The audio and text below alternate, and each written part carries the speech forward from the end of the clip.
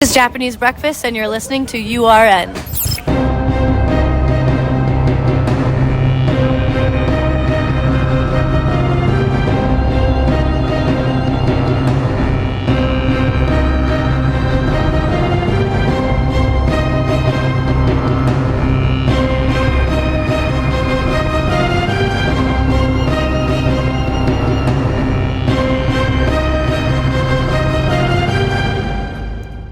Hello and a very warm welcome, and it is warm, to The Big Picture. I am Felix Hawes. Joining me today we have Hannah. Hello, Felix. Hello, and current and future chairs of... Co-chair of Nottingham Labour students. Got there in the end. Sarah, hello. And Ben. Hello, Felix. Hello, thank you very much for coming on. So today we'll be talking about Ron DeSantis' announcement on Twitter, well, when it eventually happened, that he is going to be challenging Donald Trump for the nomination for the Republican Party for 2024's American presidential election. We will be discussing immigration, the figures that have come out there for net immigration and migration, and we'll be talking about the latest Partygate and scandal with Boris Johnson, the former Prime Minister, and Suella Braverman potentially breaching the ministerial code. But let's start with the USA, politics in America. Sarah was just telling us before on air that how much she loves America. Okay, Ron DeSantis, he's the governor of Florida. He recently got re-elected last year. He's known for his war on woke, I suppose. Ben's nodding at me passionately because he knows a lot about this Florida topic. is where woke goes to die, off of his 2022 re-election address. Quite right. Ron DeSantis is of the party right of a very right-wing party, the Republican Party. According to opinion polls, he is the best placed challenger to Donald Trump, though he is trailing by, on average, 33 points. That's according to Real Clear Politics, the average polling. Ron DeSantis does beat Biden on average in head-to-head polling, as does Trump, it's important to note. About 10% of Republican voters, primary voters, are undecided as it stands, but Trump is leading on average 53% of the vote. Interestingly, though, Washington Examiner's findings that although Trump leads DeSantis by 33 points, every single other candidate or potential candidate prefer DeSantis to Trump, and Trump only leads DeSantis by 8 points on a head-to-head. So if others get knocked out, it's possible DeSantis might do better, though initial findings suggest that it is Trump's to lose, I suppose. Let's start with you, Ben, if you don't mind. What do you think to Ron DeSantis' candidacy and the fact that he announced it on Twitter, a platform, of course, that Trump has departed from? He departed from it not on his own accord. Anyway, Ben. Yeah, so Trump was blocked from Twitter in the aftermath of January 6th. Although it's interesting, he has actually been reinstated since then. I think it was when Elon Musk took over, but he has chosen not to resume active tweeting. He has his own Truth Social now, where he truths instead of tweets. That's not a joke.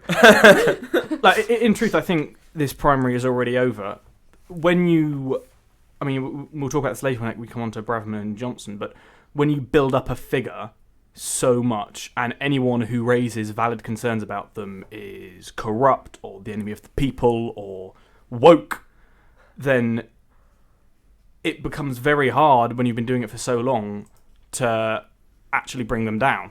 So Republican voters, because they've been told for year after year after year after year that Trump is the only person who can save us, and anyone who opposes him, whether that's the FBI or the Democrats or even the military, anyone is a bad faith actor, which is what those Republican sites have been telling them.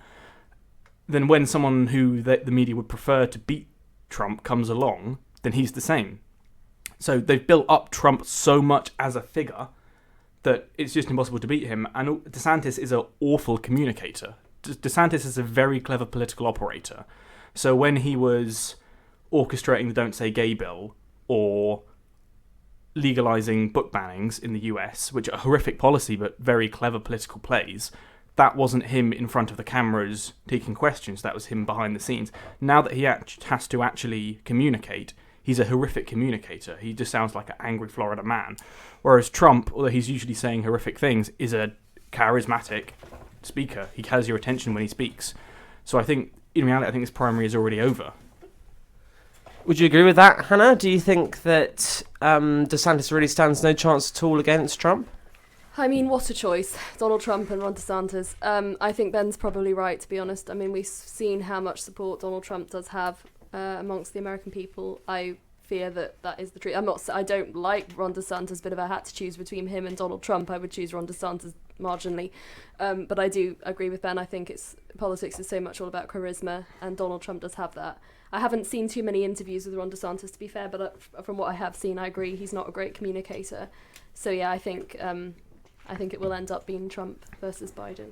Ooh, a rematch. Sarah, same question to you. I agree with both Ben and Hannah. I think it's important to acknowledge that the right-wing media in the USA have built up a cult of personality around Trump, and that's been a long time coming as well.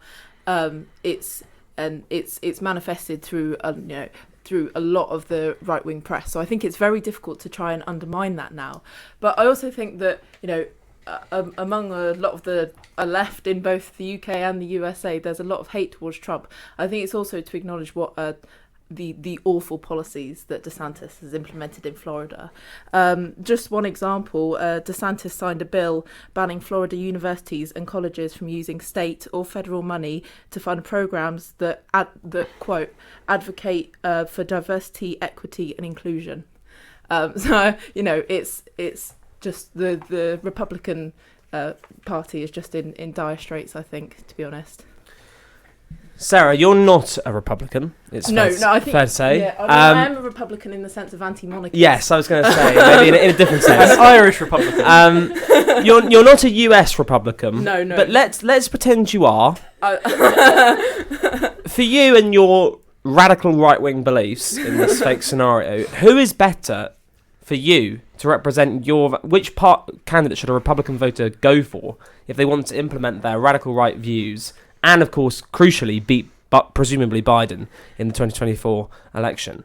To be honest, Felix, I've never really put myself in the shoes of a Republican voter, and maybe that's something I should try and do more often to try and figure out why they think the way they do. But potentially, I think Trump is more effective at communicating, as Ben and Hannah have both said. But DeSantis is a more astute political operator, and could probably implement more Republican policies. So it is quite difficult, but I think Trump has probably got a better chance against Biden. Interesting, okay.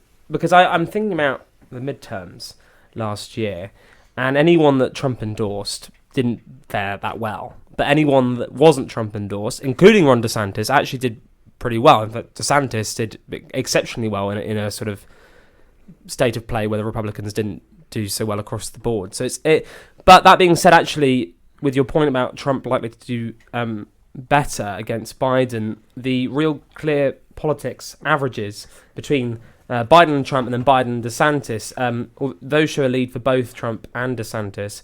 The lead for Trump is 1.4% on average and DeSantis is 0.6%. So Trump actually does lead on a, albeit very smaller margin, but bigger margin than DeSantis against Biden. Hannah, to you as well.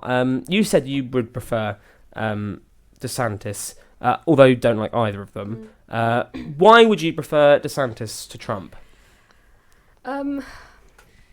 Because I don't think he's as much, this is a very blunt answer, but I don't think he's as crazy as Trump, and I don't think he is quite as toxic. I still don't like him, I will just say that. But it's sort of the lesser of two evils for me. It's very hard to decide, but for me, Donald Trump is essentially the worst politician I could imagine, and the worst leader I could imagine, bar Putin. So anyone who's a little bit less insane and radical and, just the stuff he said about women, and, I know DeSantis has said questionable things as well, but to be honest, for me, it's anybody but Trump. And I think as well for me, with DeSantis's policies, I will just say, I think the motivation behind them is even worse than the actual policies. I don't agree with a lot of them, I will just say that, but I think the fact, things with the what's been labelled the "Don't Say Gay" bill. I think there is an argument that kindergarten to year 3 maybe shouldn't be learning sex education, etc. I mean that in general. I don't mean just for LGBT. I think in general there's a question to be had about that, but the motivation behind that is not about helping children and thinking what's best for them. The motivation is an anti-woke hatred. So I will just say that as well. So that's probably why there are most of DeSantis's policies I disagree with. There are a few I've thought not as bad as Trump. So that's probably my answer. It's probably not a very good answer because I'm struggling to sort of endorse either of them. But I think on closer inspection of Ron DeSantis, he becomes as bad a potential threat to democracy, really, as Donald Trump. And this is not my point, actually. This is a fellow Nottingham Labour comrade, Jaden Wilkins, raised this point to me. But when Ron DeSantis passed the Don't Say Gay bill, Disney came out against it. And in return for that, only for coming out against the bill and saying, we oppose this bill, we don't like this idea, Ron DeSantis has targeted their tax status. Now, whether they should have special tax status is something I'm opposed to anyway, but he targeted them because they came out against him. And that is what failing right-wing dictators do. They go after individuals, corporations who don't go into line on their own views. That's terrifying. That's what Ron DeSantis does. He also refuses to go on media platforms that don't support him. So he won't go on CNN, he won't go on the Washington Post. And when he takes their questions, he just accuses them of being fake news. At least, I can't believe I'm saying this, at least Trump goes on CNN. So the bar is quite low. So they are both tremendous threats to democracy, in my view, and I really don't know which one I would prefer. I think on the Disney thing, I read that Disney had planned to create, I think it was a new kind of a resort kind of thing. Yeah. And they wanted planning permission for that, and that would have created 2,000 jobs, but they were blocked because of their opposition to the Don't Say Gay bill. Yeah. And I think also with the Don't Say Gay bill, I mean, you could argue that, as Hannah did, that younger children should not be taught sex education, but this does not just extend to young children. This, as the bill has increased in ages, and it's now to relatively old it's down children. to states to decide, isn't it? Yes. So Yeah. Yeah, and I'd also just point out as well, I think that it's a bit ironic considering that a lot on the right often talk about, as I think Ron DeSantis did in his interview with Elon Musk the other day about freedom of speech, but yet when anyone speaks out against him, he just shuts them down. So it's a bit contradictory there as well. It is interesting that it's a good point as well raised by you there, Ben, about the democracy element, because DeSantis has said that he would pardon the January 6th Capitol riots. So I suppose it's not too far-fetched to say that if he loses against Biden, he would also say the election Quite possibly was stolen. So also, he won't accept the claims Donald Trump made are manifestly ridiculous and ill-founded. Yeah. Which, by and large, the Republican Party, it's very hard to find a Republican in office who will say the 2020 election was won by Joe Biden, still. But it's interesting that DeSantis here is he's eyeing up the same type of Republican voter as Trump. They're going for the same, which I suppose is the majority of Republican voters now. But do you disagree with that, Ben? I mean, I think Ron DeSantis very heavily goes after religious conservatives. Mm-hmm. Yeah. So I try and keep an eye on the right wing of the Republican Party because you need to keep an eye on them to see what they're doing. And they love Ron DeSantis because he is a hardcore evangelical Christian conservative. Now, those people did support Trump, but I don't think they did. I think they did so really out of the sense that Trump was the best person to deliver for them, not out of an underlying love for him. I think they do go after... DeSantis is acceptable to a lot of people to whom Trump is not. So within the Republican Party, DeSantis is less toxic. That's an interesting point. That is an interesting point. It'll be interesting to see... here's another question for you. The establishment Republicans, I'm talking more the neocons, the Bushes of the world, John Bolton, those types. Is there any coming back for them, or are they done for? Yes. There is. I mean, when Trump got into office, he appointed John Bolton to be his national security advisor. True. This thing about neocons and the establishment is just something they say to the base. It's complete fiction because when they get into office, Because Trump actually, back in 2015, when he was asked about Putin and his actions abroad, said, well, do you think the CIA doesn't have blood on its hands? Which is sort of an astonishingly left-wing and correct point to make. But there was none of that in office. So it's fiction, this idea that these people will never again see office. Of course they will, under a Republican administration. Would you, Sarah and Hannah, would you agree with that? I would, and I think that there's clear mirrors to the Conservative Party, to be honest, because, under what Boris Johnson tried to claim he was a man of the people, he was one of us. But when you look at the kind of the people that were in his cabinet, himself, and Old Etonian, Oxford graduate, so the establishment will stay. It's clearly entrenched in both the UK and the USA. Well, they're trying to. Well, Trump is already trying to make DeSantis seem like just an ordinary politician, a sort of establishment-like figure already, and he's going again against the tide, I suppose. As the sort of right-wing media, on the whole, probably are backing DeSantis over him. And then, of course, it's not the first Florida governor that they've backed against Trump. If we do remember Jeb Bush, please clap. So it will be interesting to see what happens. We are expecting another major figure to announce on the 7th of June, Mike Pence. How do we expect that to go down? Mike Pence, for those that don't know, listeners, was Trump's vice president. However, they fell out because Mike Pence accepted the result of the 2020 election, and Trump was annoyed that Pence Pence refused to do something that he can't constitutionally do, and not certify the election results. Because he's woke. Because he's everybody knows that Mike Pence is exceptionally woke. That is a joke, listeners. Hannah, what do you think that will mean? I mean, this point about the Washington Examiner that they made about how pretty much all these other candidates are going to be going against Trump, and there's probably going to be quite a few of them, most of which will have no chance really of getting anywhere. But do you think it's too divided, this sort of anti-Trump vote?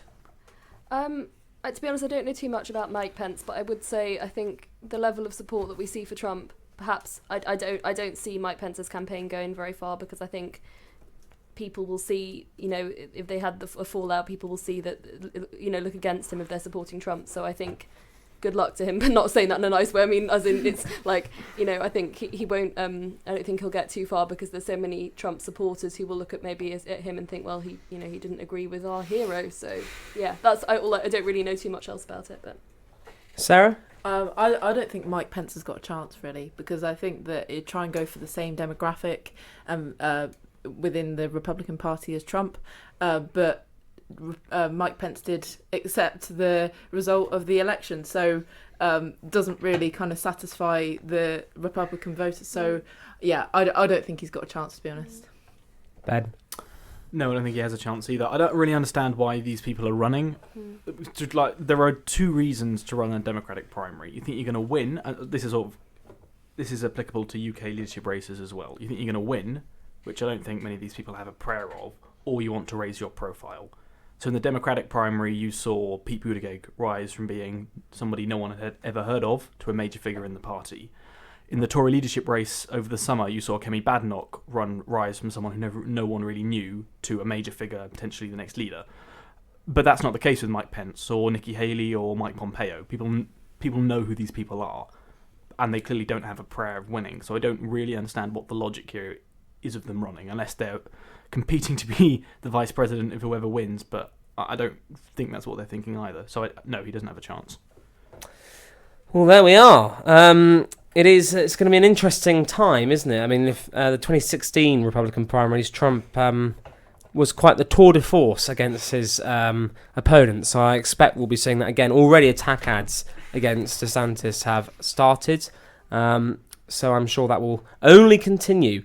Before we take our first musical break, do message in on the website and we'll read out any of your comments. As Ben is in the studio right now, we obviously are lacking in that department. But okay, first of all, We have been talking about America, so here's an American-themed song. Thank you. Hello, welcome back to The Big Picture. We're live on University Radio Nottingham. I am still Felix Hawes, and we had a message. Yeah, we've had a message. 2 pluses from URN Studio 1. Thank you. Oh, that would be to make it stop, I presume. Thank you to the people out there. Right, immigration then. So new figures have come out. A lot lower than some were expecting, but still the highest on record. 606,000 net migration. That's 1.2 million immigrants and 557,000 emigrants. It's interesting to note that at the beginning of the 21st century, when some of us in this room were born, the figures were in the tens of thousands, a figure that David Cameron tried to get it down to, though immigration is just going up and up and up. It's interesting to see that most of the immigrants are non-EU, and it's important to note that about 200,000 Ukrainians and 150,000 people from Hong Kong have come in the past year. Other things to note about this story is that there's going to be changes to international students no longer being allowed to bring their families with them, except in exceptional circumstances, and will also not be able to swap out studying for work either. So it's interesting though that is the group that's being targeted. Hannah, I'll go to you first. Brexit was all about taking back control, of which I suppose we have. But we haven't reduced immigration, which is something that a lot of Brexit voters wanted. Not all of them, albeit, but a lot of them wanted. This is a failing of the Conservative Party. Nigel Farage thinks so. To a certain extent, yes, it is, because they said in their manifesto many times, many prime ministers have said that they want to get it down to the tens of thousands.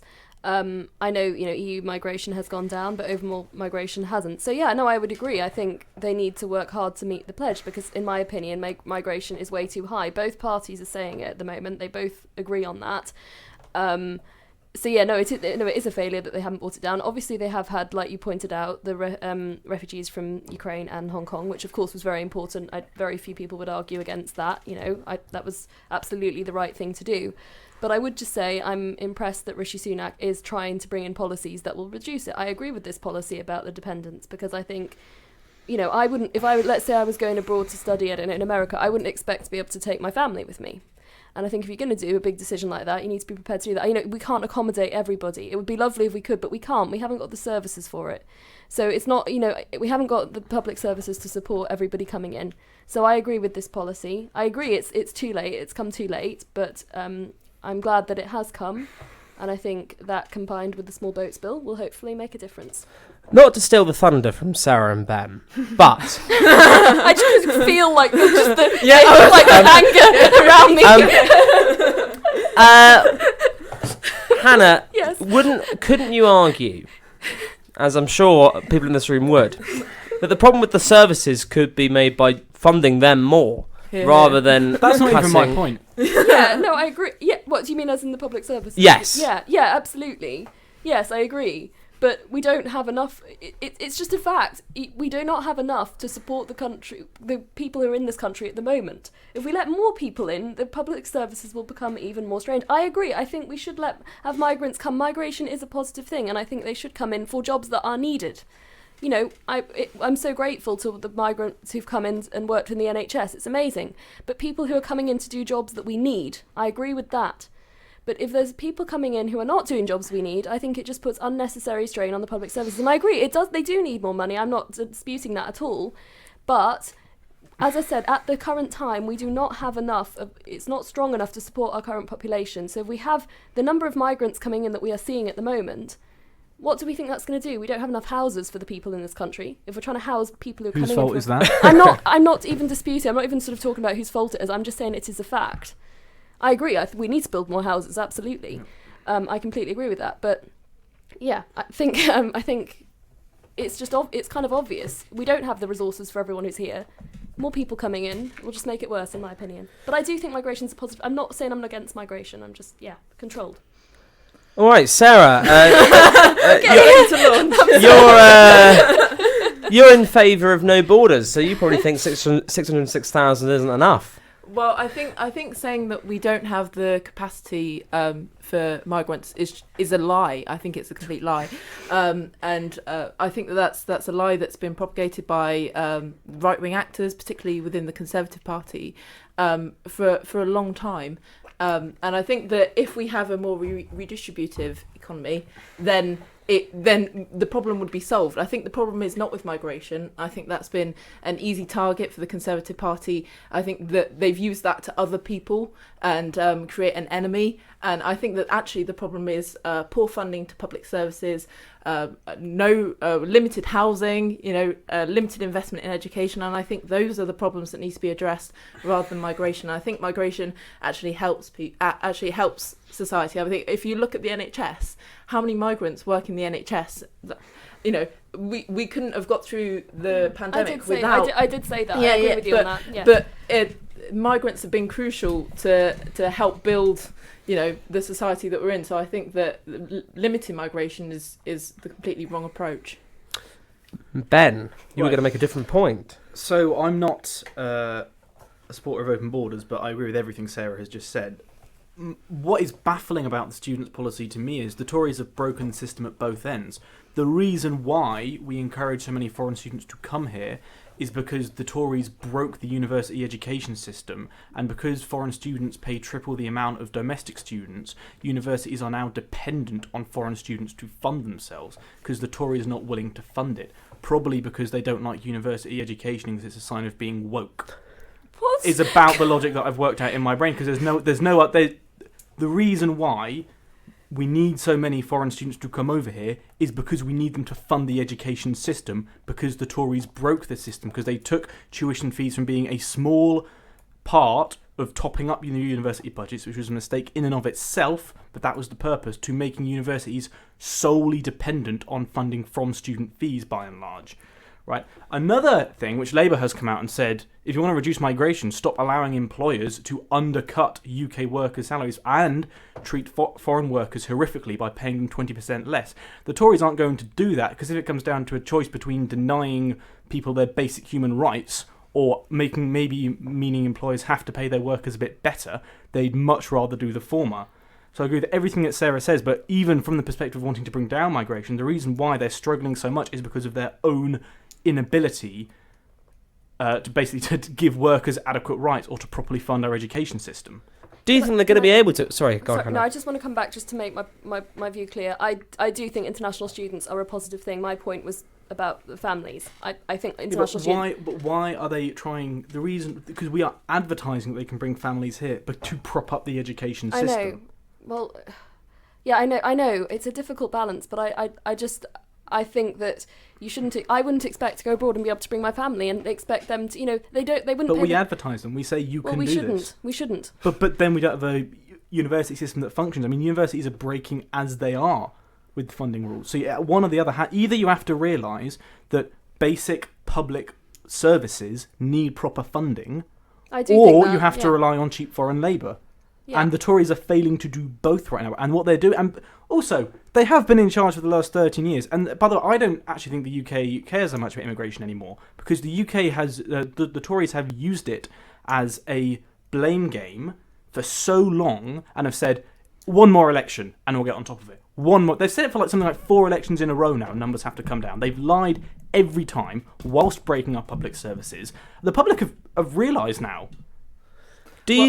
Go on, Sarah. I was just going to say, I agree with Ben completely, and I think that you can see that the Conservatives getting ever more desperate to, continue othering people that come into this country through the rhetoric of Suella Braverman. No, they're not. The kind of the invasion rhetoric. You can't say that is really othering people and kind of creating the idea that there's an enemy, there's someone that we don't want. I think that is completely outrageous. So can I just ask how? Because we're talking about when you say about invasion. Fair enough. I agree. That was. I don't like that use of language. How would you want? Would you not want to? How would you stop the boats?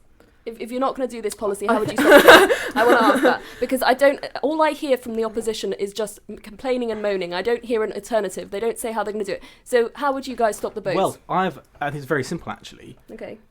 It's a very sophisticated system that traffickers have, because people don't... It's not people running over here from France, right? Largely speaking, I believe they come from, I believe it's Albania and North Africa predominantly that they come from, which means they go through Europe. So you can't just solve the problem on the French border. You need it to be part of a European integration system to control migration, which there are programs for. But we won't do that because anything that has the word Europe in it is bad. And I think so. That's how you solve it. You solve it through European cooperation, which the Tories won't do. And I think another thing is to to make more accessible the safe and legal routes into this country, and the need to tackle trafficking, people trafficking, and as Ben said, it's not just a problem at the French border; it is a problem across Europe and into North Africa. Well, Ben, with your point about working with Europe, Britain has paid France an awful lot of money, and a lot of the time the French do not want to do any of the policing. Is that something you would not recognise to be true, or? I can't say I've particularly researched that, but they don't just come from France; they come throughout Europe. And by the way, this is how we dealt with the last migration crisis: was through a European system of solving it. Now, you didn't hear the Daily Mail report it because it's almost like the Daily Mail isn't interested in reporting the truth, but. That was solved in the end, right? And that was countries who were more willing to take more migration, like Germany, like France at the time, did so. Countries who were less willing took less. But the problem was solved because you can't solve the migration crisis as one nation state. You have to recognise the limitations of one country to solve every problem. Another thing to point out is maybe less people would be coming here if we, for example, didn't slash our foreign aid budget and properly funded aid in these areas. Maybe that'd be another way to create better jobs for them. The Tory government is not interested in solving problems. It's because now they're a year out from an election.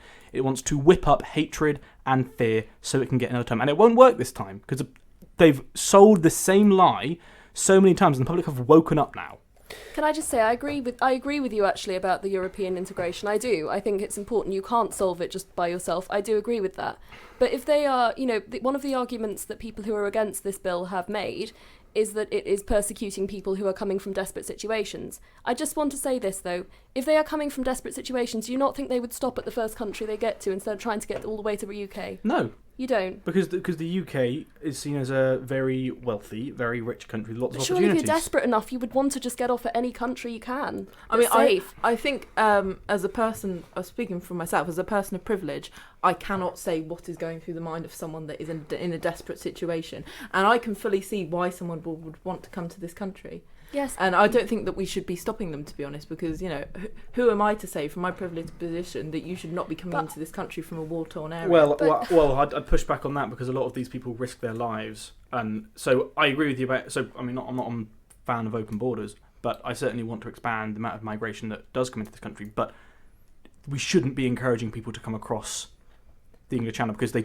risk their lives to do that. I don't think we should not be encouraging people to come across the Channel in small boats and things like that would risk. I think that we should be providing, as I said, safe and legal routes. I absolutely do not advocate people paying huge amounts of money to traffickers to risk their lives. And I think that you can see the desperation of people. If you're willing to get into a boat and risk your life, then they are obviously extremely desperate. But you're not desperate enough to get off at the first safe country. A lot of them do. I mean, countries some of them like do, Germany, but not all of them countries do. Countries like Germany and France take in many, many, many refugees. I know, but I'm just saying, all I'm saying is one of the arguments that has been made against this is that it is persecuting people who are desperate. I'm sorry, I know that Sarah said you can't think yourself into the head of someone like that, but I can imagine that if I had been fleeing a war-torn country, if I got to the first safe country, I would get off that boat. I wouldn't be picky and choosy about where I go. So I think that argument is obsolete, to be honest. But then, sorry, Felix, if you want to... Go on, Sarah, sorry, Felix. make this point and then I'll... But I think also, for example, I think that it is a European problem. It is, and we should be sharing that. But so you could say, oh well, the UK it hasn't got any border. It hasn't got any. Well, it has got one land border, but it hasn't got any land borders with mainland Europe. So therefore, it shouldn't be accepting any migrants. That's a strange logic, and I think that we should be sharing the people in a desperate situation. Yeah, they should be going to lots of different European countries, and to be honest, I think they should be picking which European country they want to go to if they do want to. It's important, of course, to note that these people coming across the Channel, the illegal immigrants, aren't actually included in these figures that are the whatever it was, the 606,000. It is important to note, I'll make points on either side here, that on one hand, a lot of people choose to come to the UK because they have family here already and they have cultural ties to the country, for example, if they were interpreters in Afghanistan, for example. But it is also important to note that a lot of people coming across the channel, at least a significant minority, are not from war-torn areas as well. That is an important point to make. Okay, lastly on this point, we're obviously divided on whether or not immigration should come down, but do you think it is going to come down, either through this government or through the next one, which presumably will be Labour? It certainly won't under Labour, I can say that right now, but I hope it will come down a little bit. Well, the Labour has more plans to effectively bring down migration than the Tories. What are their plans? To stop employers being able to get employed, to stop... That's something the Tories won't commit to. That's a better idea than either sacrificing the university education system or raising migration. So Labour has more concrete proposals to bring down migration right now than the Tories. They might not mask it in calling them enemies and swarms, but they have more concrete plans to bring it down. Apart from that policy, though, I can't think... I agree with that policy, actually, but I agree. We shouldn't be paying foreign workers abysmal prices. I agree with that. But that's not going to solve the problem on its own, and I don't. More than the Tories have committed to. It's not, because they've been committing to this bill. They've committed to the university. They're being stronger on it. All Labour is doing. All I hear is criticism with that policy, which I agree with. But other than that, I really can't put my finger on anything they're doing. So I don't think it will come down, because I think once Labour takes over, who knows what Keir Starmer will do. He changes his mind from one day to the next. Well, I'm sure that's something that Ben and Sarah would agree on as well. But okay, we're gonna wrap up there. A lovely heated discussion on the big picture. That's what we like with this show. But we're going to take a break. No link. I think it's difficult to make a link to such a topic like this. So here's just a great song by a great band. This is URN. Hello, a very warm welcome back to the big picture. We are live on University Radio Nottingham, and I am still Felix Hawes. Our last topic then is a double whammy, a merger. We're going to be just talking about the sort of problems that are facing Rishi Sunak, one of which is his Home Secretary, Suella Braverman, potentially breached the ministerial code, although there won't be an investigation into whether or not she did.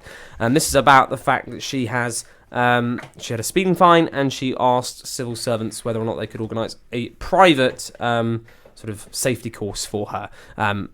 It's alleged that could potentially breach the ministerial code by her mixing the public and private spheres of her life. But there won't be an investigation onto that. Ben actually said before we came on air or during the break that he's surprised Suella hasn't resigned yet. There are rumours that she's keen to be a martyr for the party right, as she has sort of become the figurehead of that movement. And we've had another story from our former Prime Minister Boris Johnson. More potential lockdown breaches, not this time at Downing Street, but at Chequers, his country residence in Buckinghamshire, and the Cabinet Office has sent those information to the police. But I think what's interesting about this whole thing, what I'm going to focus on first of all, is this idea of the blob. So the woke blob. This, I suppose, is the successor to the Anti-Growth Coalition. This is a group of people that work in the civil service, and I think it probably would include members of the Conservative Party on the left of the party that are desperate to undermine figures. So they a lot of the sort of Boris Johnson supporters are saying that this group of people have worked to get rid of Dominic Raab, the former Deputy Prime Minister. Tried to get rid of Suella, working against Boris Johnson, and that Sunak is weak. And there have been talks of some of Boris Johnson's supporters trying to organise some sort of Sunak downfall, but we've heard this before. Sarah, I'll go to you first. The blob, then. Are you in communication with them? What do you think to these two latest scandals? Well, I think it's frankly laughable that the Boris Johnson supporters are trying to blame the blob, because a lot of these things, well, actually, all of them are self-inflicted. So, Boris Johnson, no one told him to have parties at Chequers or at Downing Street. Suella Braverman, no one told Suella Braverman to ask civil servants to organise a private speed awareness course. Dominic Raab, no one told Dominic Raab to bully civil servants. And, that extends to, Gavin Williamson, no one told Gavin Williamson to bully civil servants. Or Nadeem Sohawi to, fiddle taxes. So, I think it's, to be honest, I kind of, there's a bit of admiration from me for, the sheer attempt to try and blame someone else for this complete mess up that is self-inflicted. Ben?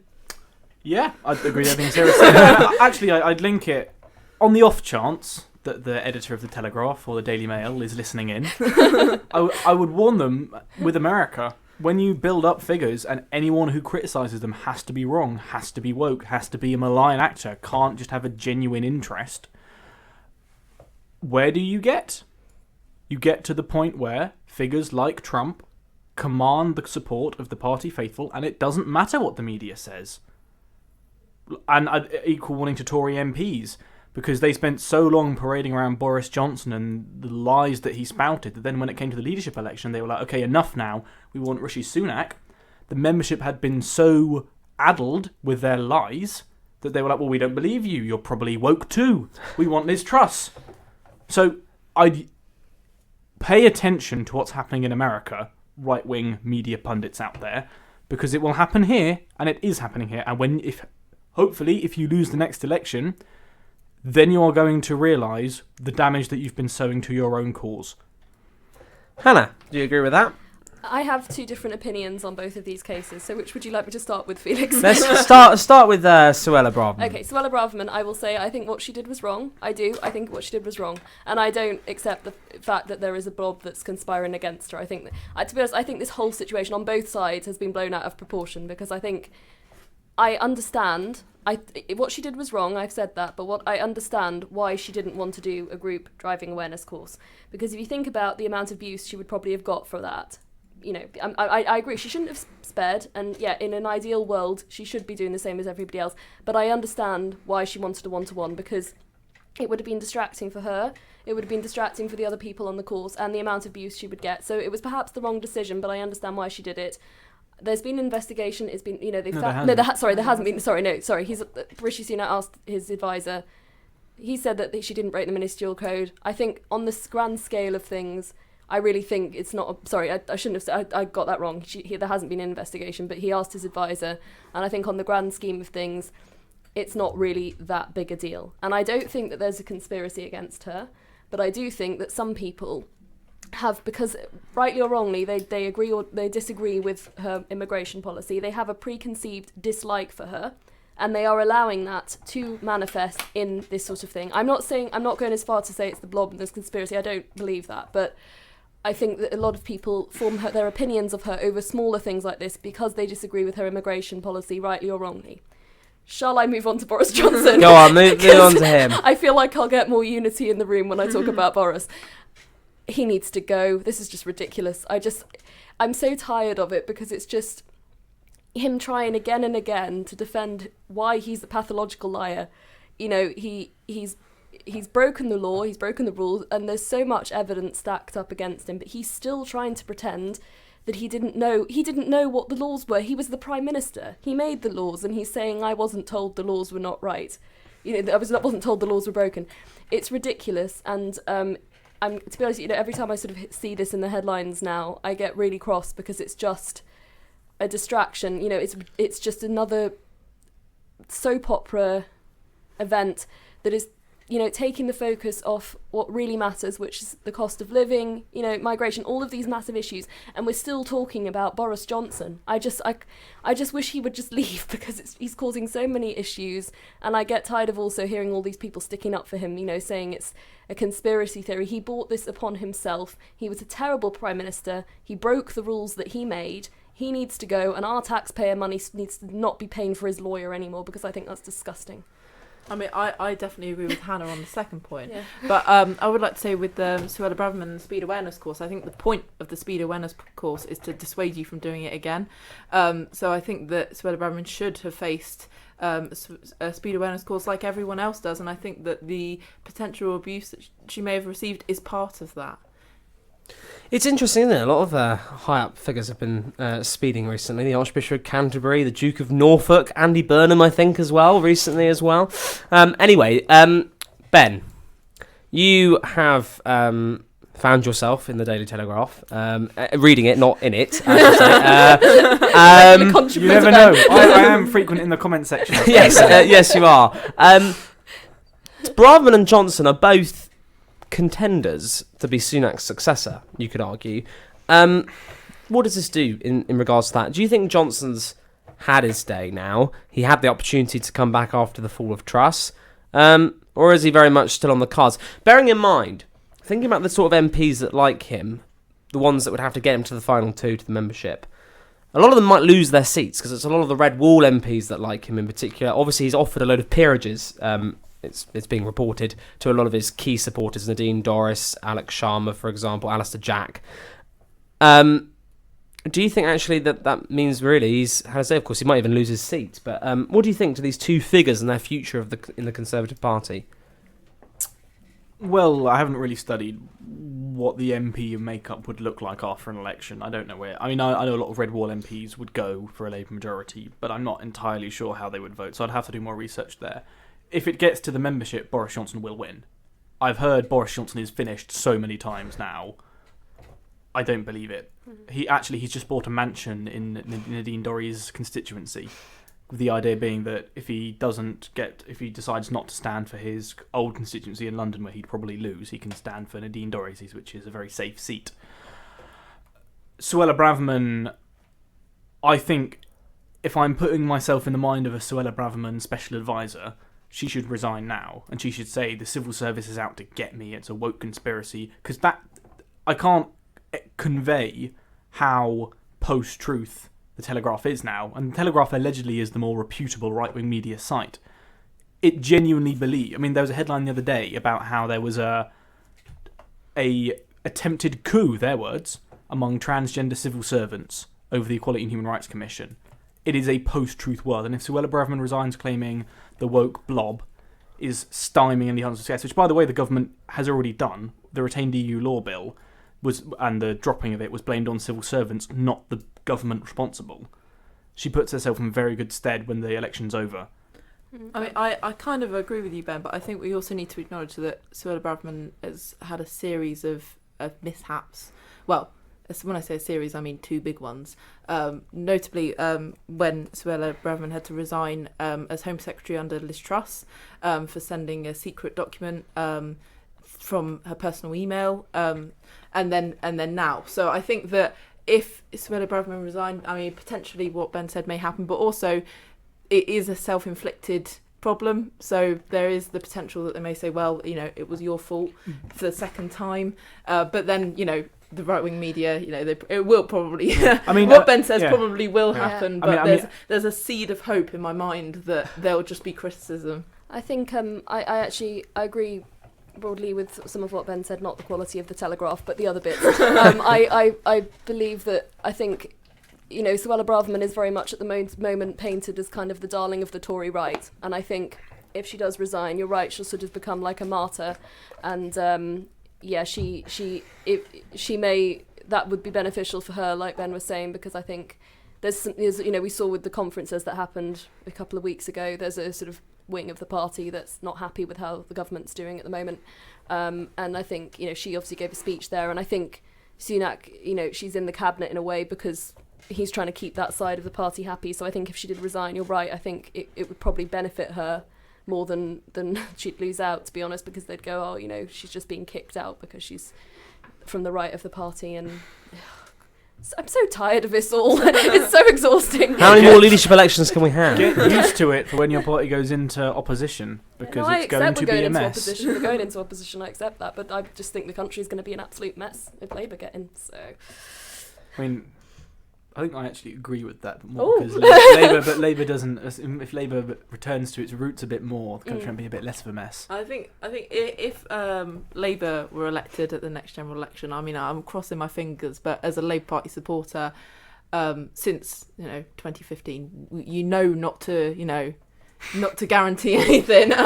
But if the Labour Party were elected, I mean, I think things would be there would be so many improvements. That's that true. Things can only get better. Well, true. I Well, the wouldn't end like of to say that, Felix. Can't but forget I us. think, I mean, I'm not Keir Starmer's biggest fan, but I think that anyone on the left of the political spectrum has to acknowledge that a Labour Party victory would be by far and away the best thing. No, Yeah, well, very true. at least we'd get rid of non-doms and the energy companies. And private schools. Would all know, no, don't get me started. No, but then windfall taxes, which will discourage all the energy companies from investing. So we won't have our energy security. It'd be a great world. Because we're energy secure now. No, we're not. But we need to be more energy secure. And at a time when we're needing to be But energy tax secure, cuts haven't we really do not- helped us energy We security. don't need to be discouraging energy companies from investing in the UK at the very time that we need to be producing our own energy. What we need to be doing is nationalising it. Right, before we get on to a massive diverged a bit. Labour Tory battle, do we think, lastly, is Sunak going to make it to the next election, or are these scandals going to bring him down? I think he'll make it to the next election limping to the finish line, which is basically what he's doing now. I think he will, because I think to change the Tory leadership again would make them, even more of a laughing stock than they look at the moment. They can't change the leadership again, but I join with Ben in thinking maybe in opposition. I don't know if you meant that, Ben, but I think in opposition they may look for another leader, to be honest. I agree that Sunak will make the next general election, but it will be a struggle. Thank you. Just before we wrap up, we've got a message in saying, "Is this one of my favourite people ever, Hannah Walton-Hughes?" Who said that? Yes, it is. It is Hannah Walton-Hughes. She is on the show. I don't know who said it. It's all anonymous. Probably the editor of the Telegraph. Other newspapers are available. Okay, we're going to wrap up now. Thank you very much to Ben, Hannah, and Sarah for coming on.